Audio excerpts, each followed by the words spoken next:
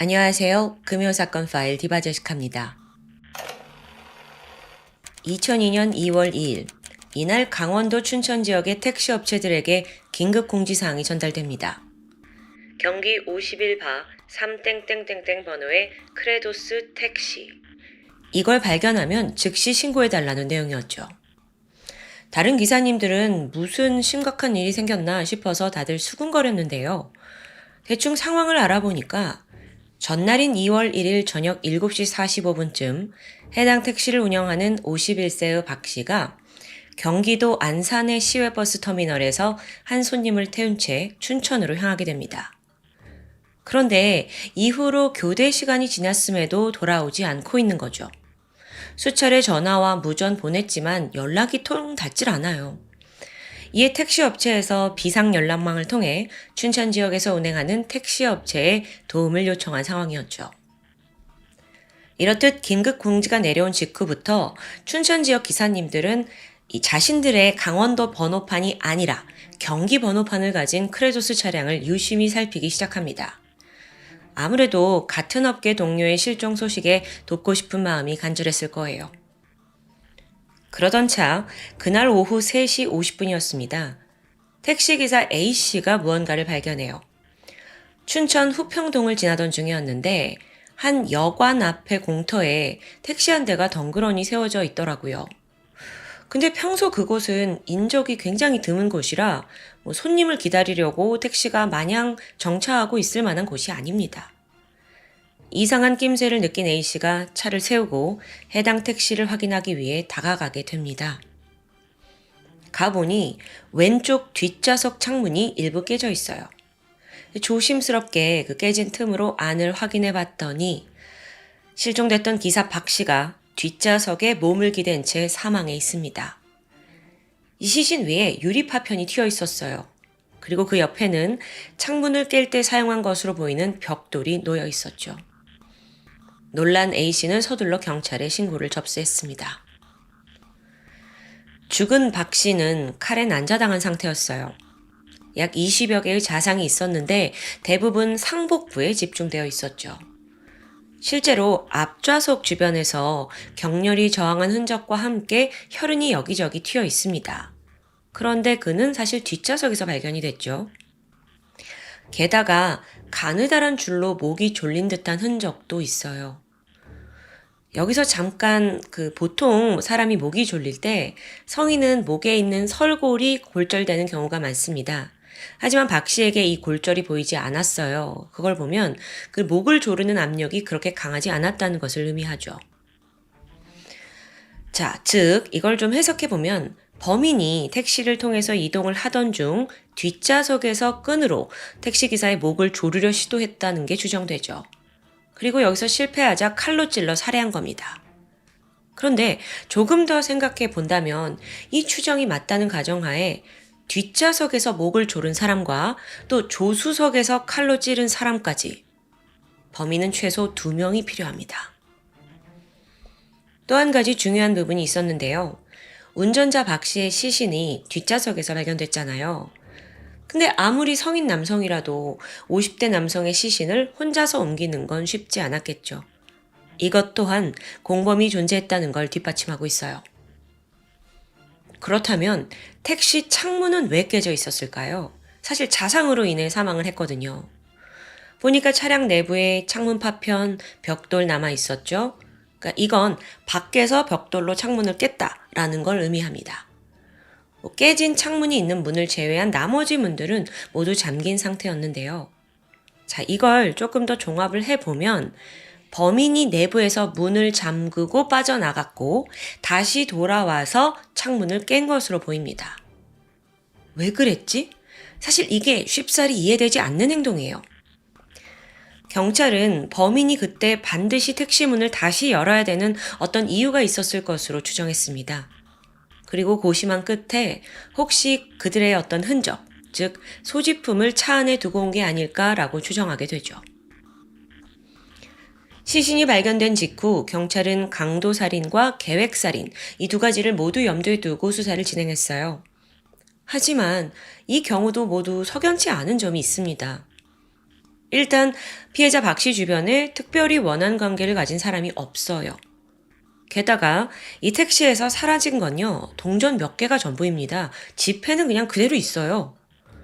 그러니까 원한 범죄도 성립이 안 되고 그렇다고 강도살인도 앞뒤가 맞지 않는 상황이죠. 이에 경찰은 몇 번이고 정황을 되짚어 본 후에 이게 그 택시기사와 승객 사이에 단순 시비로 인한 우발적인 살인이 아니냐라고 판단을 합니다. 사건이 발생한 시간은 2월 1일 금요일 저녁이었습니다.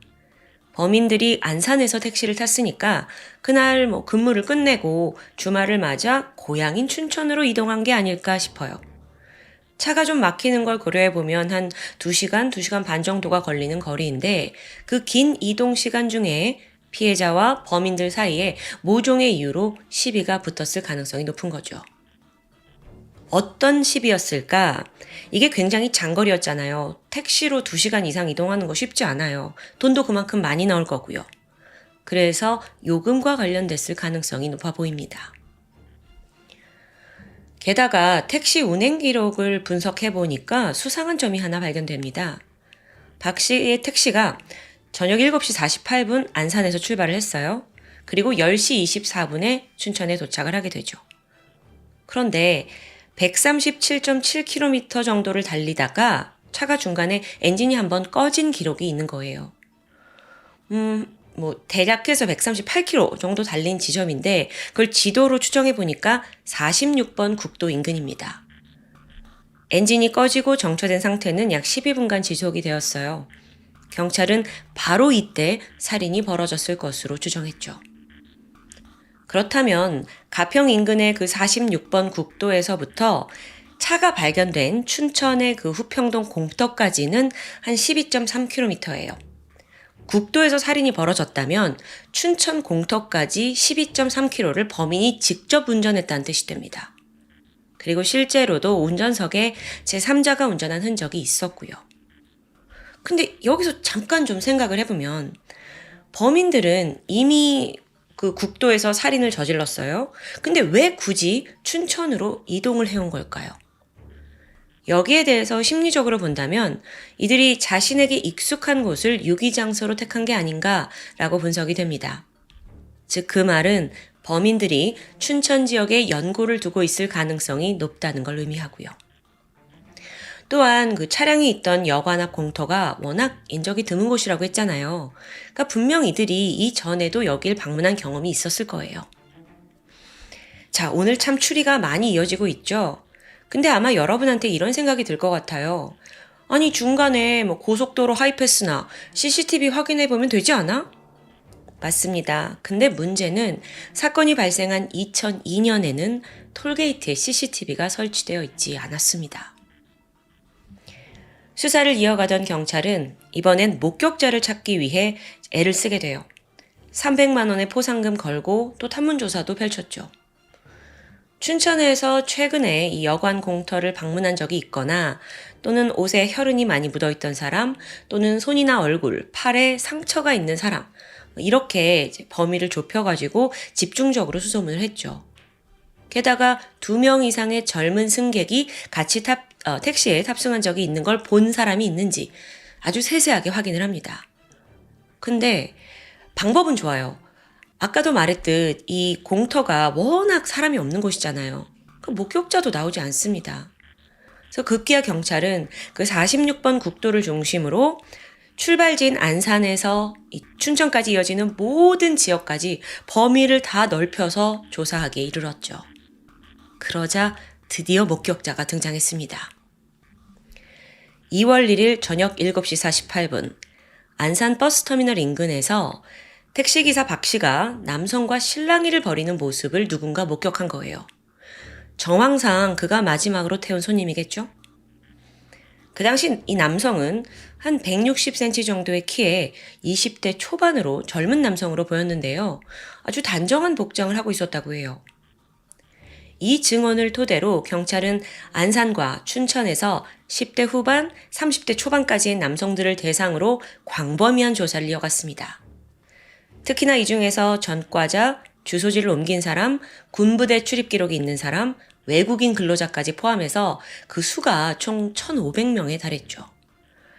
어마어마한 숫자입니다. 그렇게 3개월간 이들의 알리바이를 일일이 확인하게 되는데, 경찰의 노력이 무색하게도 별다른 성과는 나오지 않았습니다. 한편 택시 내부를 감식한 결과가 나오게 되는데, 조수석과 운전석 뒷자리에서 범인의 것으로 보이는 족적이 나와요.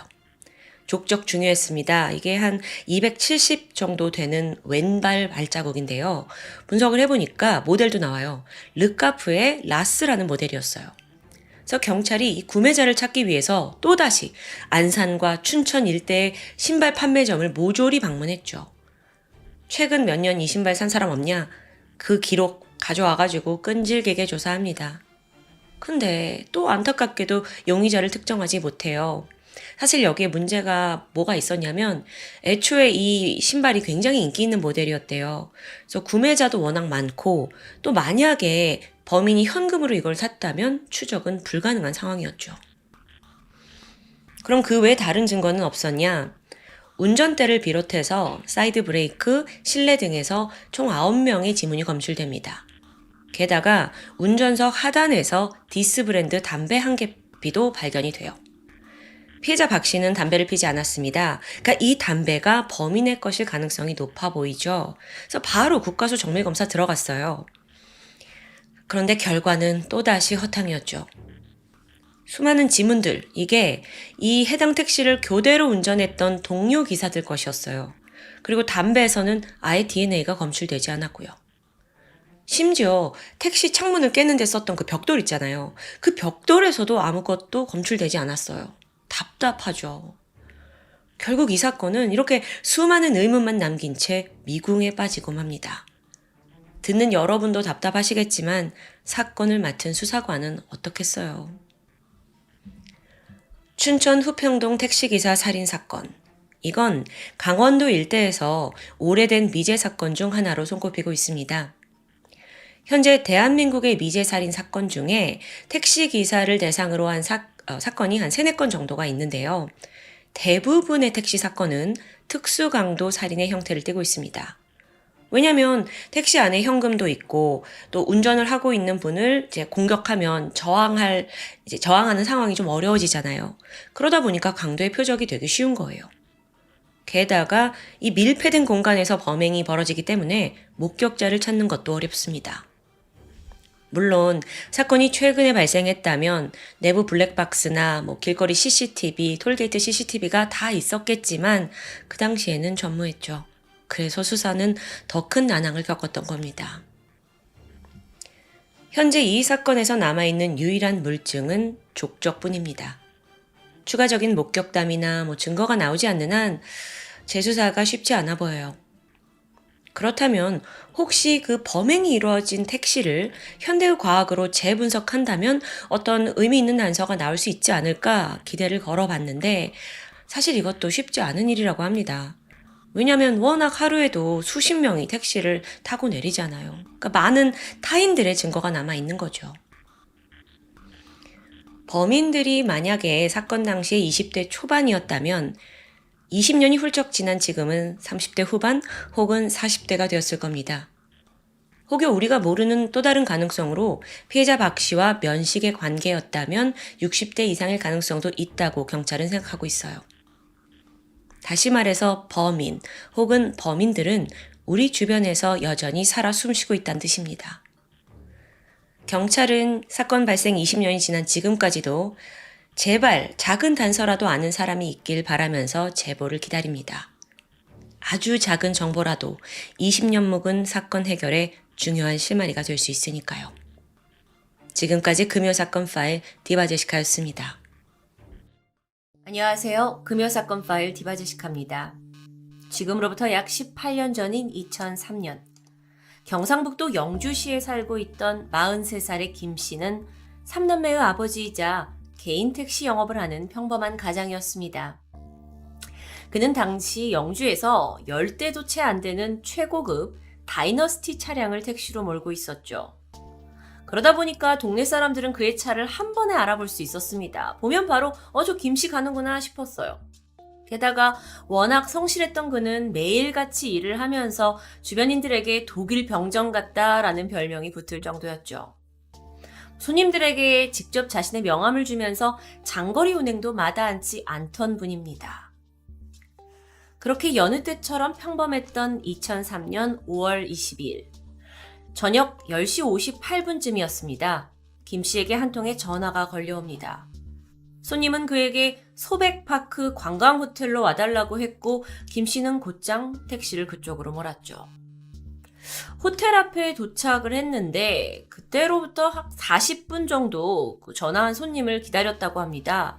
그 사이에 우연히 또 다른 택시기사이면서 자신의 조카를 만나게 돼요. 짧은 대화를 나눴죠.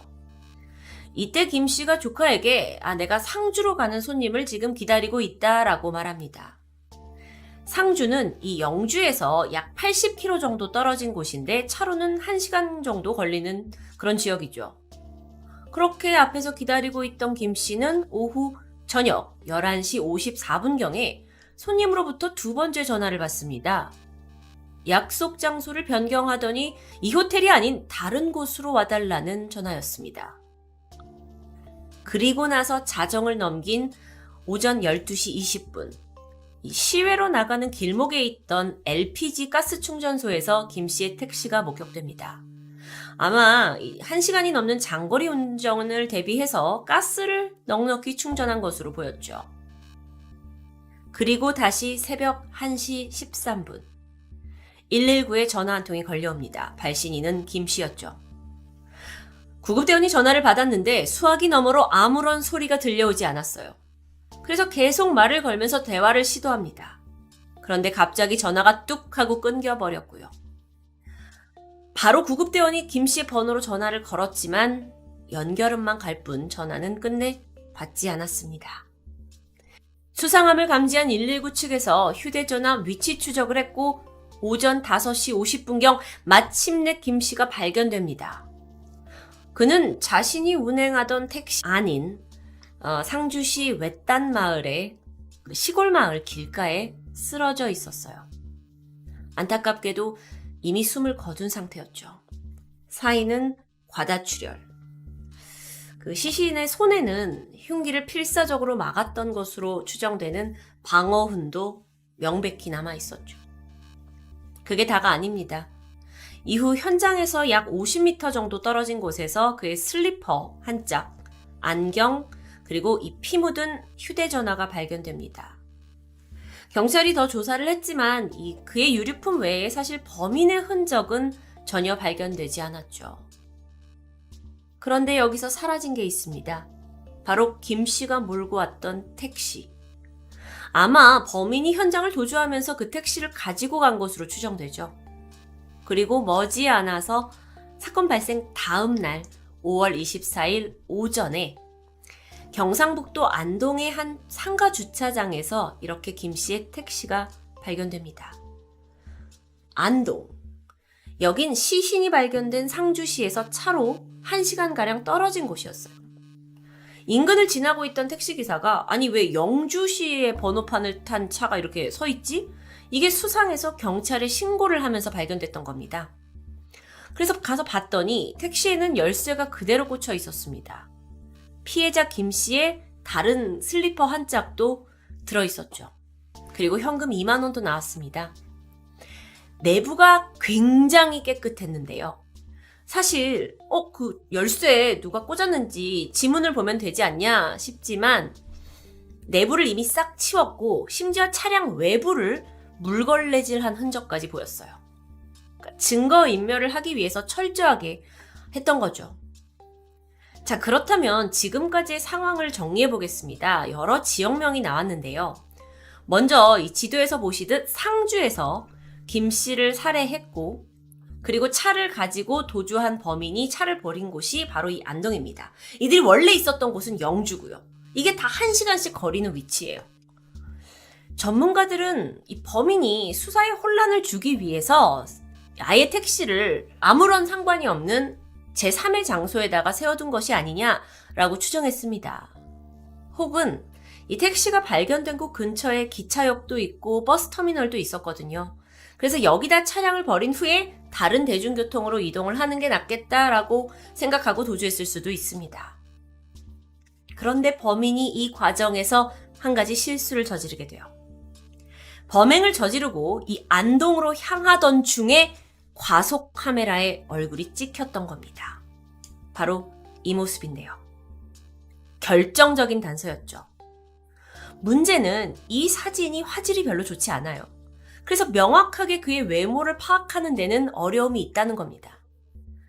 경찰은 단지 지금 딱 육안으로 봤을 때 체격이 좀 크고 그 당시에 모자와 안경을 착용하고 있었다라는 것을 알아냅니다.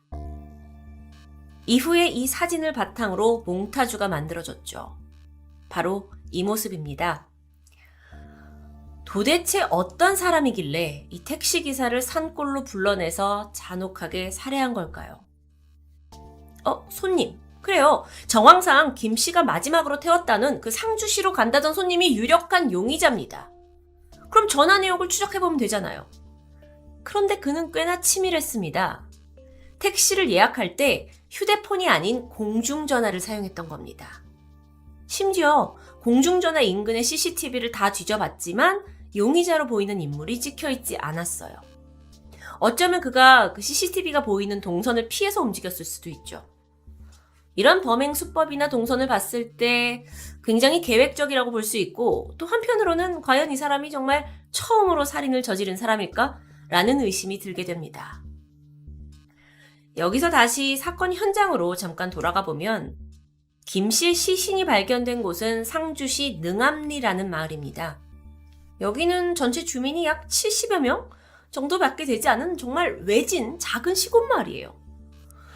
심지어 시신이 발견된 곳은 여기서부터 한참을 더 들어가야 하는 산기슭이었죠. 누가 여기다 시신을 버릴 생각을 했을까요? 범인은 이 주변의 지리를 잘 알고 있는 사람일 겁니다. 현장의 시신 옆에서 피가 흥건히 묻은 돌 2개가 발견됐습니다. 바로 이 사진인데요. 아마 범인은 김 씨를 돌로 내려친 뒤에 정신을 잃게 만든 후에 살해한 것으로 보이죠. 자, 그렇다면 이게 돈을 노린 강도였을까요? 아니면 처음부터 김 씨를 노리고 이 사건을 저질렀던 걸까요? 계획적으로 보이죠. 그래서 경찰은 이 주변인, 김 씨의 주변인 중에 혹시 문제가 있었던 사람이 있는지 찾아 나서게 되는데요. 그 중에 첫 번째 용의자가 나오게 됩니다. 그는 평소에도 김 씨의 택시를 자주 이용하고 있던 단골 고객 중에 한 명, 유 씨였습니다. 그는 원래 상주에 살고 있다가 영주시로 이사 온 지 얼마 안 되는 손님이었어요. 그러니까 딱딱 들어맞아요. 상주도 잘 알고 있고. 게다가 최근 도박에 빠져서 2억 정도의 큰 돈을 잃었다라는 정황도 들립니다. 이 유 씨가 카지노에 갈 때마다 김 씨의 택시를 탔는데 이제 사망한 김 씨 아저씨가 너무도 마음이 착해서 유 씨가 돈을 잃고 우울해할 때는 종종 밥을 사주기도 했다고 해요. 심지어 이제 김 씨 아저씨 집에 공사가 있을 때 유 씨를 불러서 일당을 주면서까지 일을 시킨 적도 있습니다. 자, 그런 그가 용의자로 몰린 데는 결정적 이유가 있었죠. 먼저 아까 그 김 씨 아저씨 택시 기억하시죠? 이 택시 콘솔 박스에서 작은 메모가 발견되는데 유 씨가 어떤 사람한테 수백만 원을 빌렸다가 갚았다라는 내용이 여기 차에 들어있었던 겁니다. 아니, 이 채무 영수증이 왜 여기서 발견돼요? 그래서 설명해봐라 했더니 유 씨가 그 돈을 내가 전달해달라고 택시 기사한테 요청했었다. 그리고 그 심부름을 해준 거고 그 과정에서 그냥 받은 영수증이다 라고 해명합니다. 하지만 이게 다가 아니었어요. 자, 지금 현재까지 유력한 용의자는 마지막 손님이겠죠. 근데 그 마지막 손님이 택시 예약을 공중전화로 했다고 말씀드렸죠. 그런데 그 공중전화가 바로 유 씨의 사무실 근처라는 겁니다. 물론 결정적이라고 볼 수는 없지만 정황적으로 그를 지목하고 있었죠. 그런데 또 문제가 있어요. 사실상 유 씨는 이 카메라에 찍힌 외모와는 너무도 다른 외모입니다. 게다가 사건 당일날 분명한 알리바이까지 제시하게 되니까 그는 결국 용의자에서 제외됐죠. 자, 그런데 또 있습니다. 유 씨 이후의 용의선상에 오른 두 번째 용의자. 그는 그 사건 당일 상주에서 일하고 있던 한 택시기사가 유독 이상한 손님을 한 명 태운 적이 있습니다. 남자가 이렇게 사진처럼 불빛이 하나 없는 외진 시골길에 우두커니 서 있어요. 그리고 택시를 타더니 이 앞에 가까운 슈퍼에 가자고 합니다. 그리고 거기서 담배를 사더니만 다시 아까 내가 있던 그 시골길로 데려다 달라고 요청하는데요. 뭔가 심상치 않죠? 손님을 내려준 택시기사도 뭔가 어딘가 싸한 기분 때문에 그를 계속 주시했다고 하는데요. 하지만 차에서 내린 그는 아무것도 하지 않았고 그저 그 자리에 서 있었을 뿐이었습니다. 이후 시간이 지나서 이 김씨 살인사건 소식을 들은 그 택시기사분이 내가 그때 손님을 내려준 곳이 어디지? 사건 현장과 멀지 않은 곳이었습니다. 그런데 이 용의자도 이상한 점이 있습니다. 뭐냐면 만약 그가 범인이라면 시간상 앞뒤가 맞지 않아요. 그 용의자가 단속 카메라에 포착된 거 기억하시죠? 그게 이제 시간적으로 살인사건을 저지르고 나서 이동하는 와중에 찍은 거지 않습니까? 그 시각을 바탕으로 추정을 해보면 그는 김씨를 살해한 후에 1시간 만에 안동에 도착했어요. 그 택시기사 말대로 이 상주의 사건 현장 주변에서 범인이 서성일 그런 물리적 시간이 없었던 겁니다. 그러다 보니까 분명 이상하지만 일단은 용의선상에서 배제되죠. 하지만 끝은 아닙니다. 세 번째 용의자가 있어요. 그는 서울에서 거주하던 한 씨였습니다. 그런데 그의 모친이 이 사건 현장에서 얼마 떨어지지 않은 인근에서 식당을 운영하고 계세요.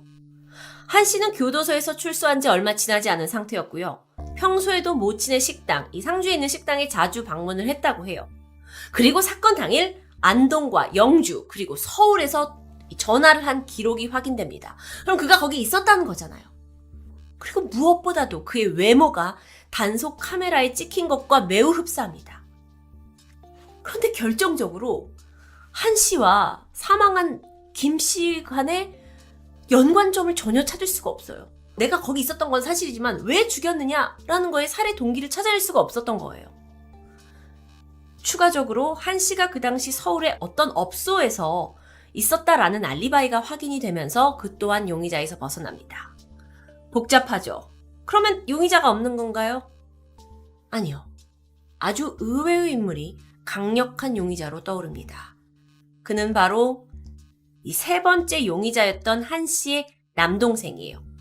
헷갈리실 수 있는데 제가 아까 보여드렸던 이 사진 속 남성의 남동생이라는 거죠. 그는 사건 당일 모친의 식당에 형과 함께 들렀습니다. 그는 신체 가벼운 장애가 있다고 하는데요. 평소에도 모친의 식당 일을 도와주고 있었죠. 그런데 이게 어떻게 나온 거냐면 그 과속 카메라에 잡혀있던 이 사람이 사실 운전석에 있는 건 한 명이지만 그 옆에 누군가 있었을 수도 있다라는 추정과 함께 그렇다면 이 형제가 공범이 아니냐라는 가능성이 제기된 겁니다. 사실 많은 것들이 딱딱 들어맞고 있고요. 자, 그럼 이 상황에서 사실 아까 두 번째 수상한 용의자 기억하시죠? 갑자기 우두커니 서 있다가 담배 사러 택시 타러 갔다 왔다는 사람. 이것도 설명이 됩니다. 공범이 2명이라면요. 물론 여러분 이건 어디까지나 추측이지만 이 형제 중 한 명이 영주에서 김 씨를 유인해서 일단 상주로 오려고 했죠. 근데 그러는 사이 다른 한 명이 길가에서 대기를 하다가 담배가 떨어져서 잠시 택시 타고 담배 가게 간 걸 수도 있습니다. 그러다 체격이 좋은 한 씨가 김 씨를 살해하고 서울로 도주했고 남은 남동생이 택시를 운전해서 안동까지 간 걸 수도 있죠. 이게 2명이 저지른 일이라면 모든 정황이 들어맞습니다. 하지만 이건 추정일 뿐이죠. 경찰은 그들이 살인을 했다는 결정적인 증거를 찾을 수 없었어요.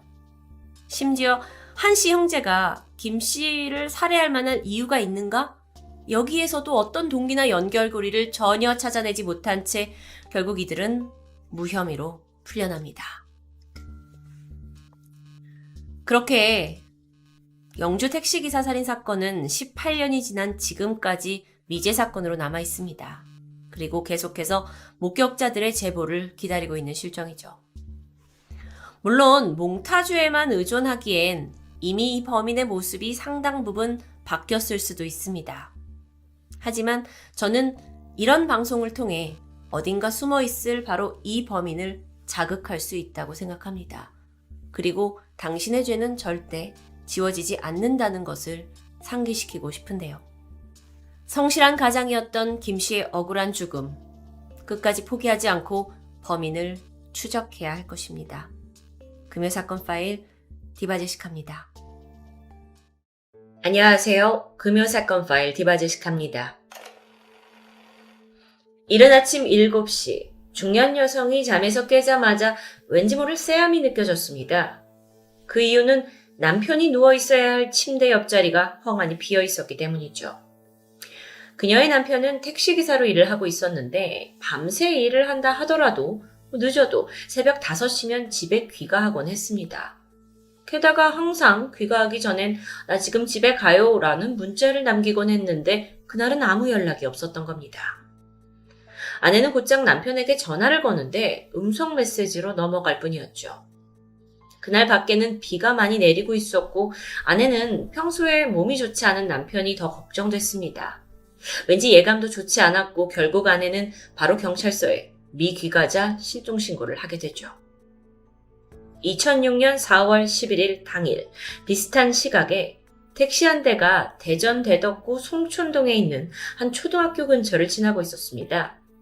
그런데 이때 도로에 정차되어 있는 다른 택시 한 대가 단번에 눈에 띄었죠. 이게 그냥 세워져 있는 게 아니라 시동이 켜진 채 갓길에 주차된 트럭을 들이받은 상황이었습니다. 걱정이 된 기사는 차에서 내렸고 문제의 택시로 다가가게 되는데 이내 놀라고 말았죠. 택시 뒷좌석에 한 남성이 피투성이가 된 채 쓰러져 있습니다. 그는 즉각 신고를 했고 그때 시각은 아침 7시 27분. 당시 관할구역 신고센터는 불과 3분 전인 7시 24분에 택시기사인 남편이 지금껏 집에 오지 않았다라는 신고를 접수한 상황입니다. 그런데 이때 아내가 알려준 그 남편의 차 번호와 3분 후에 들어온 택시 차량 번호가 일치했다라는 것을 확인하게 되죠. 피해자는 남편이었던 겁니다. 경찰은 급히 현장으로 달려갔는데 택시는 검정색 소나타 EF 차량, 이면도로에 주차된 대형 트럭을 들이받고 멈춰있는 상태였습니다. 시동이 켜져 있었지만 이상한 건 운전석은 비어 있었죠. 대신 뒷좌석에 베이지색 택시복을 입고 있는 남성이 엎드린 채 쓰러져 있습니다. 점퍼는 이미 피로 붉게 물든 상태였어요. 더불어 그의 얼굴과 몸에는 이 흉기에 찔리고 베인 상처가 수도 없이 발견됐죠. 손에는 공격을 막기 위한 방어흔이 역력했습니다. 범인과 엄청난 혈투를 벌인 듯합니다. 차량 내부의 천장과 창문에 온통 피가 튀어 있었고요. 바닥과 시트에도 흥건히 피가 고여 있었죠. 사망자는 56세 김 씨. 한때 꽤 큰 사업체를 운영했지만 실패를 겪은 후에 생계를 위해 택시 일을 시작한 지 얼마 되지 않은 시기였습니다. 그는 막막한 현실 속에서도 워낙 성격이 낙천적이라서 금방 일에 적응을 했고 쉬는 날 없이 뛰면서 하루하루 살아가고 있었는데요. 게다가 몸이 아픈 아내를 위해 묵묵히 병수발을 했을 만큼 다정하고 헌신적인 남편이었습니다. 그랬던 김 씨가 사건 당일 아내와 함께 저녁을 먹은 후 다녀오겠다며 집을 나선 모습이 마지막이 되어버린 겁니다. 이제 현장을 좀 더 살펴보면 택시 내부에 있는 도어 포켓 그리고 김 씨 지갑에서 현금 18만 8천 원이 남아 있습니다. 아주 찾기 쉬운 장소였는데 손을 댄 흔적이 없어요. 그럼 돈을 노린 강도가 아닌 원한에 의한 살인을 예측해 볼 수가 있겠죠. 특히나 피해자 몸에서 무려 28군데나 공격당한 이 상처가 있었다는 점과 함께 피해자 김 씨가 과거에 대전에서 잘 알려진 사업가였다라는 점을 들어서 원한에 의한 살인을 강하게 의심해 볼 수 있는 정황이었습니다. 아니 근데 경찰이 주변 관계를 조사해 보니까 가족, 친구, 동료 기사들마저도 아니 그분이 평소에 원한을 살 만한 분이 전혀 아니다 라고 진술하게 돼요. 사업을 하면서 진 빚이 좀 있긴 했지만 역시 대부분 변제된 상황이었습니다. 그렇다면 택시에 태운 손님의 우발적인 살인? 경찰은 택시 기록 장치인 타코미터가 여전히 켜져 있었다라는 점에 주목합니다. 만약에 얼굴을 아는 면식범이었다면 김 씨가 굳이 타코미터를 켰을 이유가 없지 않았을까요? 그렇다면 마지막 승객이 갑자기 강도로 돌변을 해서 김 씨를 살해하고 이후에 금품을 챙길 새도 없이 황급히 도주한 것으로 보입니다. 범인은 왜 대체 처음 보는 택시기사를 살인까지 저지르게 된 걸까요? 부검 결과 칼에 찔린 상처는 김 씨의 상체에서 집중적으로 발견됩니다. 특히 얼굴과 머리는 보기 힘들 만큼 참혹했죠. 그런데 이 공격받은 부위를 통해서 짐작할 수 있는 게 있습니다. 사실 작정하고 누군가를 살해하려고 마음먹는다면 보통 가슴을 찌르는 게 일반적이라고 합니다. 그런데 상흔이 얼굴과 머리에 주로 있다는 건 숙련된 솜씨가 아닌 범인이 당황해서 칼을 마구 휘두른 정황으로 보이죠. 시신의 뒤통수와 턱에 둔기로 인한 손상도 발견이 됐는데 이게 망치 같은 도구가 아닌 주먹이나 발길질에 의한 것으로 밝혀집니다. 사망한 김 씨는 키가 181cm에 몸무게가 87kg나 나가는 상당히 건장한 체격이었습니다. 그러니까 범인이 칼을 들고도 모자라서 어쩌면 주먹과 발까지 사용한 것으로 보이죠. 현장에서는 김 씨의 휴대전화가 그의 손과 아주 가까운 곳에서 발견됩니다. 전화에 혈흔이 묻어 있었긴 했지만 정작 전화를 건 기록은 없었어요. 마지막 순간까지도 가족에게 연락을 하거나 신고를 하려고 안간힘을 썼지만 실패한 것으로 보입니다. 최종적으로 김 씨의 사인은 과다출혈. 보통 성인 남성의 몸속 혈액량은 5에서 6리터 정도입니다.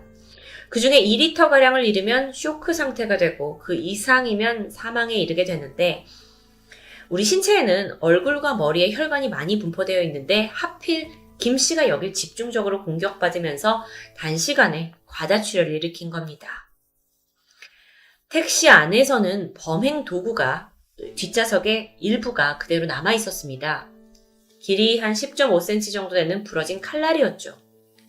상대적으로 김 씨가 덩치가 크기 때문에 범인이 흉기를 휘두르는 과정에서 칼날이 부러지면서 떨어졌던 겁니다. 칼날을 보면 메이드 인 차이나, 칼자루는 없었습니다.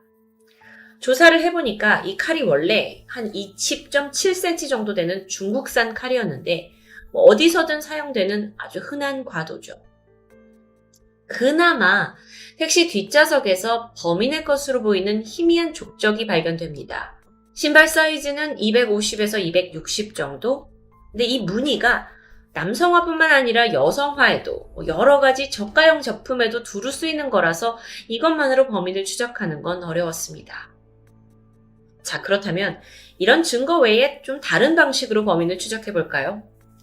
김 씨와 몸싸움을 벌인 범인 역시 어느 정도 상해를 입었을 가능성이 있습니다. 칼이 부러졌을 정도라면 손에도 큰 상처가 남아있겠죠. 경찰은 대전에 있는 각종 크고 작은 병원으로 범위를 넓혀서 혹시 유사한 진료 기록이 있는 환자가 있는지 탐문했지만 안타깝게도 성과는 없었습니다. 그런데 그러던 중 제보 하나가 들어옵니다.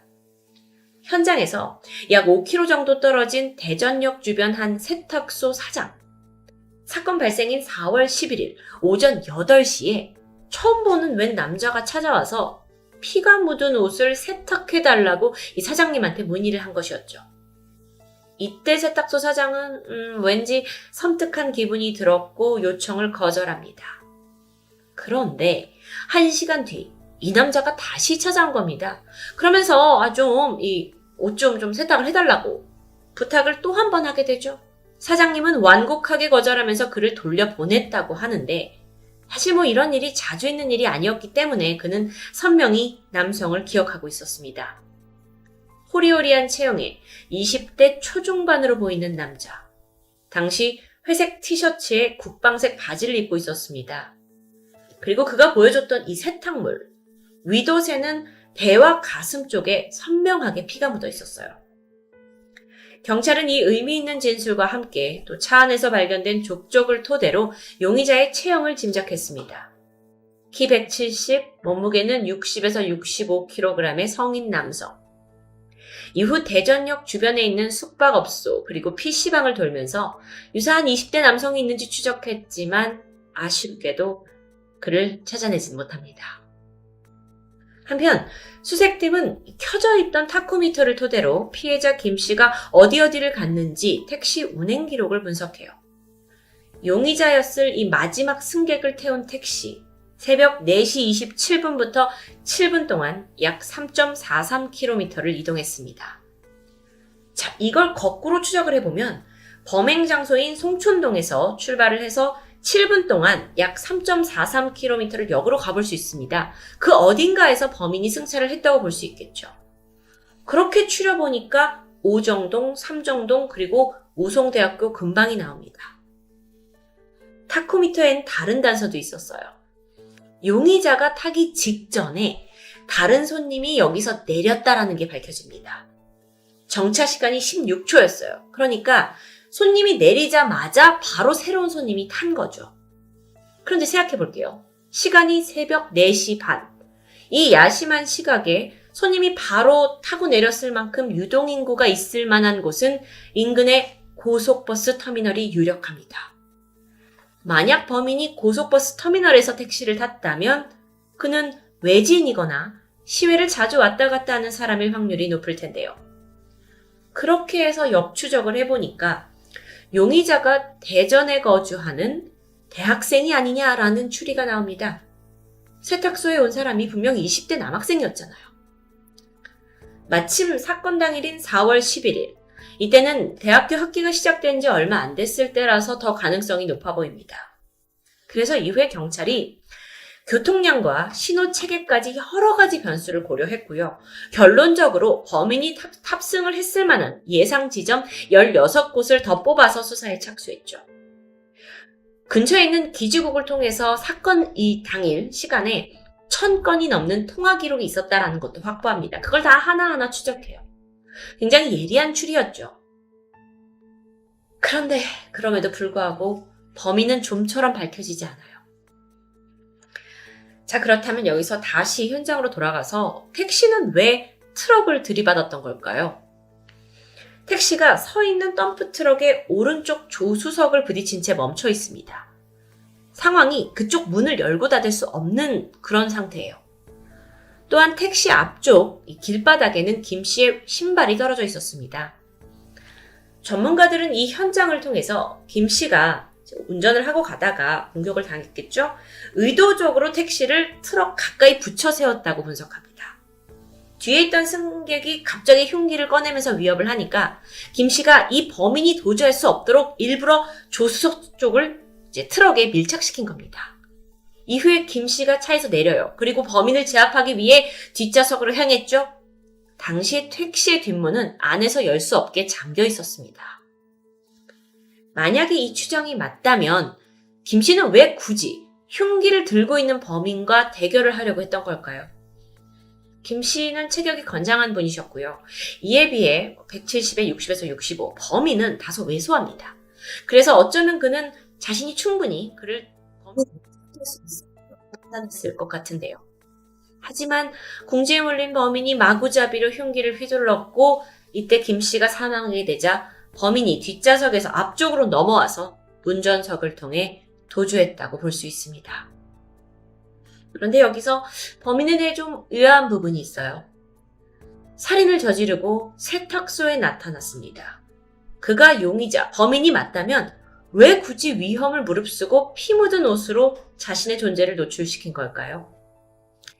여기에 대해서는 전문가들이 어쩌면 이 범인이 마땅하게 세탁을 할 만한 공간이 없는 여인숙이나 쪽방에서 생활을 한 게 아니냐라고 추정합니다. 실제로 세탁소 주변이 대전역 앞인데 여기가 일용직 근로자들이나 어린 학생들이 살아가는 쪽방이 즐비한 곳입니다. 그래서 경찰이 이 추정에 따라서 인근 4천여 세대를 모두 탐문합니다. 하지만 조건에 맞는 용의자를 발견할 수 없었죠.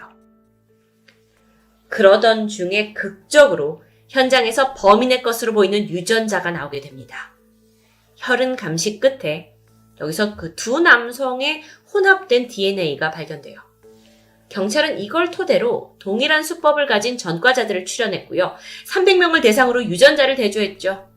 이제는 범인을 찾나 싶었지만 답답하지만 아니었습니다. 경찰은요, 참 다양한 방식으로 끊임없이 범인을 추적했습니다. 하지만 매번 벽에 부딪히는 아주 복잡한 사건이었죠. 이것 때문에 일각에서는 범인이 외국인이 아니냐, 아니면 아예 초범이 아니냐라고 내다보기도 했습니다. 특히나 이제 흉기를 다루는 게 수면자가 아니었기 때문에 그저 소액의 현금을 노릴 초범일 가능성이 높아 보였죠. 근데 이게 범행 동기라면 진짜 더 화가 납니다. 택시 그 안에 있을 몇만 원의 현금을 얻으려고 한 가정의 가장을 무참히 살해해버린 거니까요. 아니 그런데 택시에서 우발적인 범행이었다면 왜 20cm가 넘는 칼을 가지고 차에 탔던 걸까요? 그렇게 사건이 발생한 지 어느새 15년이 흘렀습니다. 김 씨의 가족은 외상 후 스트레스 장애로 고통받고 있고요. 특히나 남편과 사이가 각별했던 아내는 사건 이후 급격히 건강이 악화되었다고 전해집니다. 그러면서 침대에서 바로 보이는 맞은편 벽에 남편 사진을 걸어두고 매일 그리움과 슬픔을 달랜다고 하죠. 이 사건에 대해서 대전 미제사건 전담 수사팀은 여전히 끈을 놓지 않고 있다고 말합니다. 형사 한 분에 따르면 범인이 강력범죄 전력이 없을 가능성이 크고 따라서 우리 주변에 그저 평범하게 살아가고 있을 수 있다고 말하는데요. 이제는 30대 중반 혹은 그 이상이 됐을 범인. 지난 15년간 경찰의 추적을 잘 피해서 살아왔다고 생각하겠지만 오늘 이 방송을 통해 유가족이 아닌 우리 같은 일반 시민들도 당신의 끔찍한 범행과 죄를 기억하고 있다고. 그러니 언젠가 잡힐 그날을 위해 매일매일 두려움에 떨면서 살고 있으라고 말해주고 싶습니다. 왜냐하면 경찰엔 아직 당신의 DNA가 남아있기 때문입니다. 금요 사건 파일 디바제식합니다.